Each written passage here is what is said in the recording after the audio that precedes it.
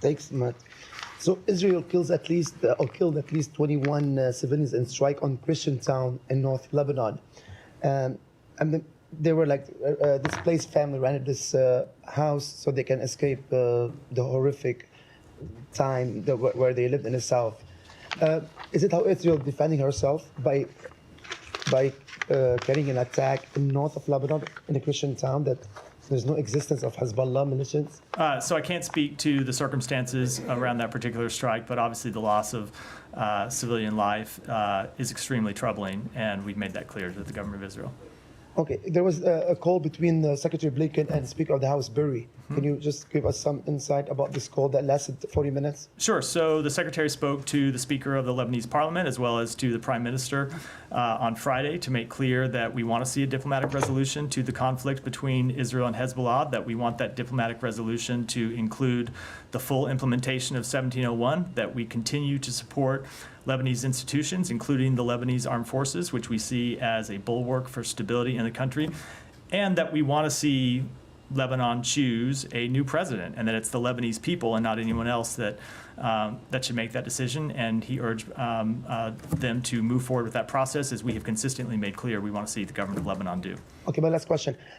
So there was like a warning from the U.S. Embassy to the American live in Lebanon to leave soon as possible, and it might not be if commercial flights leaving the airport.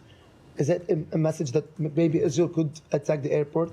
No, it had nothing to do with that, and it's not. It wasn't a question. It wasn't a question. The Lebanese people back home. It wasn't a question about commercial flights. It was a question about the flights that we have been providing. So we have been providing these flights that the U.S. government organized for nearly 2 weeks now, and we have seen over the past 2 weeks a decrease in the number of American citizens and legal permanent residents and eligible family members who have taken those flights. We've now provided 22 of those flights, had somewhere around 1,250 people depart on them. And if you remember last week, I think the last time I came here with an update Wednesday or so, 1,100 people have departed. So in the flights that we've had since then, only 150 people Friday through the weekend got on these flights. So we've always said that we would conduct those flights as long as demand was there for it.